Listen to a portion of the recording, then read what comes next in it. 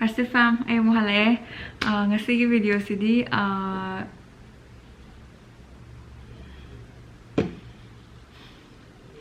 sumay ta tawi ba. Okay, ngasi ki video se YouTuber malay bu ko ngasi kay ba title la di khanga mani du my maming se Kennedy Walls ko. To. Ubra.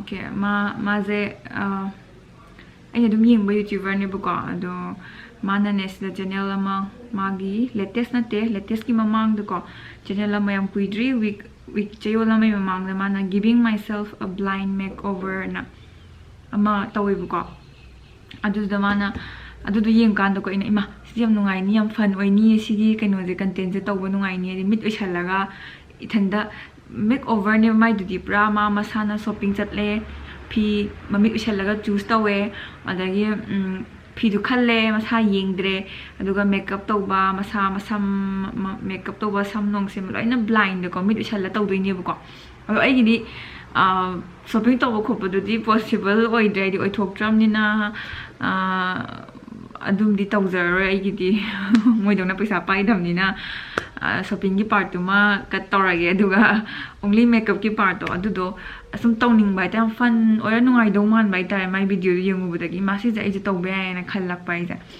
adugi ai ngasi je mit ushalaga makeup tawdoini ai try to yenge kamaina outcome do kamai lak tuino khradi khangde ludoira lai doira tawra yengjemina khangdre okay how rush it did aina makeup ki pochai singjis di swaida chai thoga mai su mai chai tho thame ba ko adai su chai tho smaina di thamme amu sum khan pai pot to pai kan da khan ba khop da kitang kai haini nungai na ba na ina dudugi ai su kan to thoi samse clip hajan ga kitang zoom to ge ko makeup to ram dai na okay yare yam naksan bu talle aseng boleh uthoki dana my okay ya na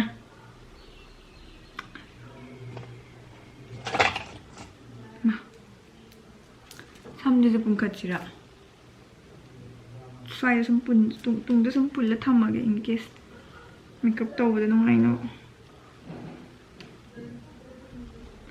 yare ready laira kebi horage ahan da je have you thori krai na foundation kwai lei khangna na ba foundation ji khang na te me lo ina flat ta ta me sima khatang ne kana toraga chok jang samai lei bisina dum khangani okay horage ko ya okay 1 2 3 uisale ko ai uisale ko uisale okay horage first the foundation ai si paire ko chumbalam ra khangde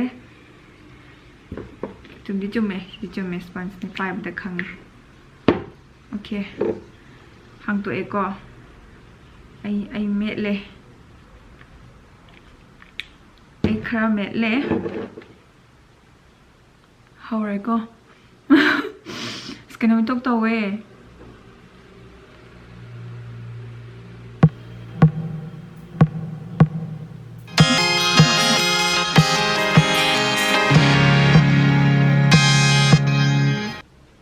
ai makeup se swai di khara tawre swai gi di swai taina badi ko sida yaudra bagum phawe duduna khara hapke aina tawri aina khut meli ji ubro ai camera angle gam da udram ni na okay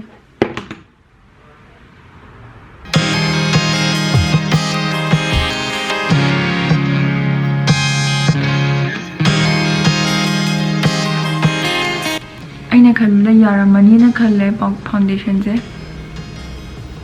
okay yaramado male mathangda kaiba contour hapke ai contour ki photo kai chakhage okay silai re chummi ko chumme khange dum pai bada si se khut ta khat tairage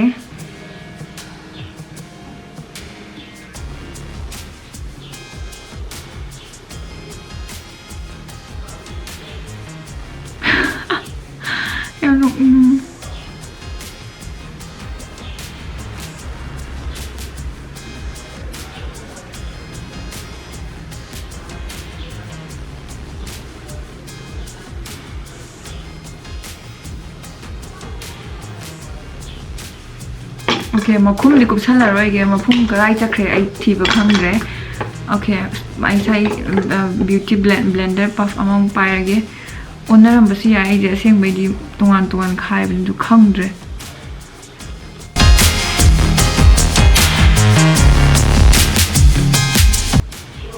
Ai tau i so di nok ning na siramani noi di.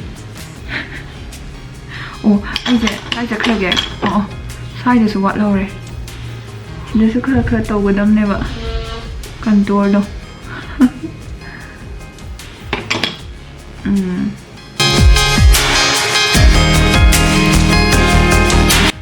Na tu ni se kau gen tau wan sai area de tau ba.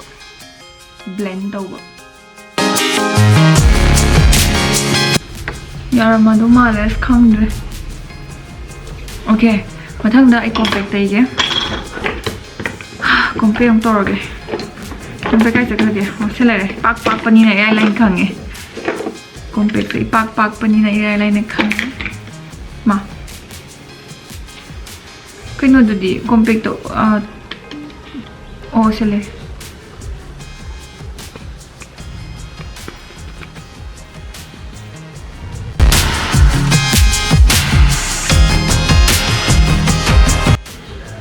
Ai camera di yeng de ko mathak ki se tok de ya da ba emi che mathak te yeng khat pani ko.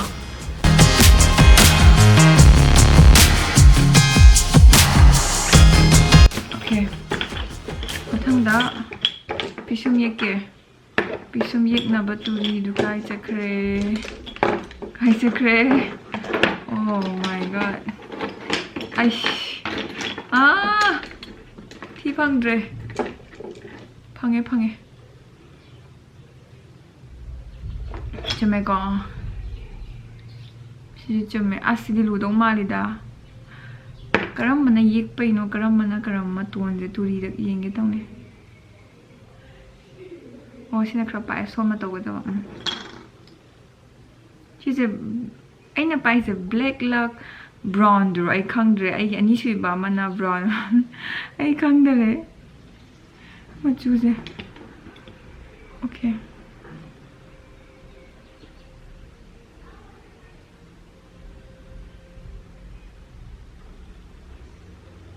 Khari lu ma pani sidi am lu ye sidi mit ing de bita wo brown sti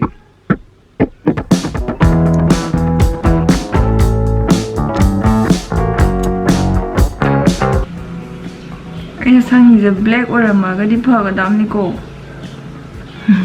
black or am ready yam ka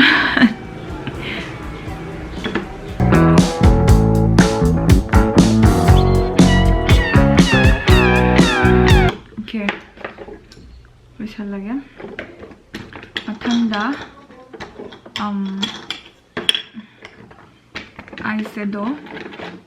eyeshadow gi ai gi blush the highlight ka yawa no lu kai chakre as siro mal ye nei de mo nei okay sidi ai phajana khange maram di sina makhum la na ai nuti sina toin sina na khange ba si ahorok pusna light color ne swai sida ai yellow kitang dark oi baje swai lei gum taw mane si hek mathang oi gum taw ne kaw swai di lei bane du oi gani khangde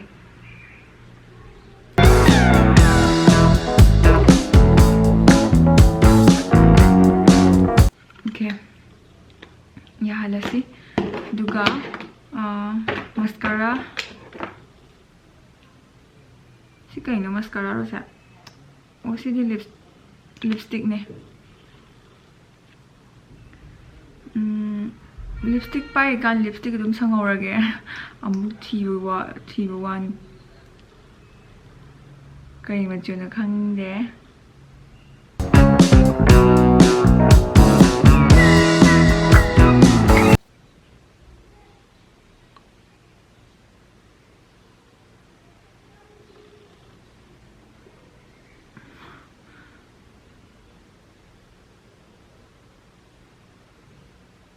okay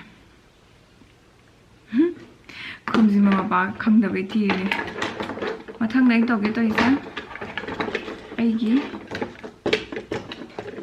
kai sakra bi girl tong na okay ai ko mai girl tong gani ai yeng moi ko ai yeng di ko ai som ma thok sage som da kem lai ti ko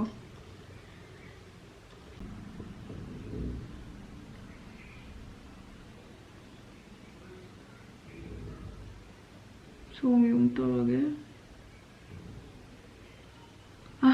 chapa hidre mascara kai sakre mascara se le re तो 3 cut लगे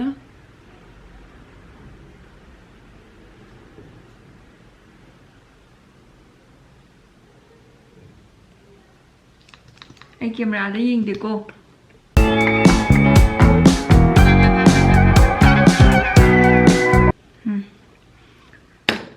मथंगदा लोइसालानी blush मचा मा हापगे दुगा लोरे blush थीबा खंगद्रे ओ fungi picture pick बजे I brush लेट्रे दना ब्रक्तब्रा मांग्रब्रा कवाइदना खंग थंबम खंगद्रे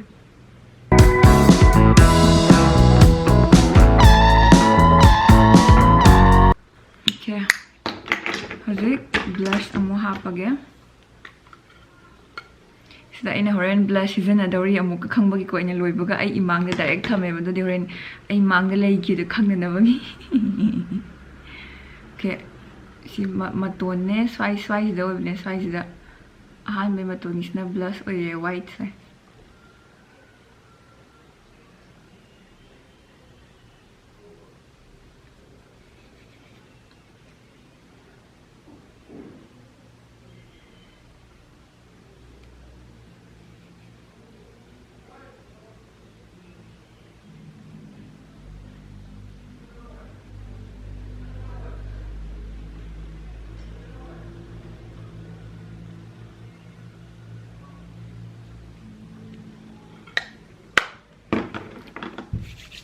लोरे अतई केम तौना लेट्रे eye makeup लोरे मैम आई मिट पांगथोगे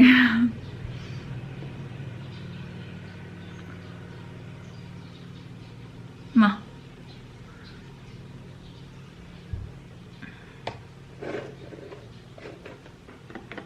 अदुम याई को याम केन तौबदि नते स्वाइदि सोइग्र माले अस थारे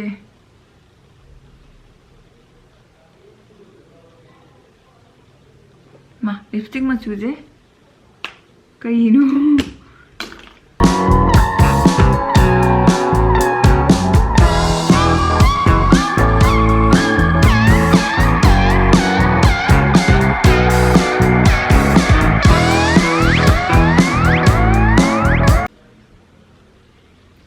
अदुम याय हा याम केना तौबदि नत्रे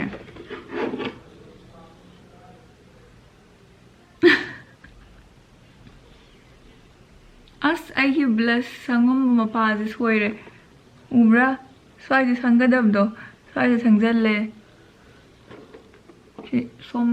सोमगिदि चुमे सी अमा हेंदो ए स्वाइ खये अदुम याय याम थीबदि नते थीबा हाबदि मिट छलगा तौबदा अदुम याम आइदि मोंगा याम तादनगा तागद्राना खलुबनेबा आइदि लिपस्टिक न स्वाइदा अमना स्वाइदा फरेंग तुरेंगा तागद्राना खनबने बुंब्रा अदो अदुम हाइबजानी ने इजे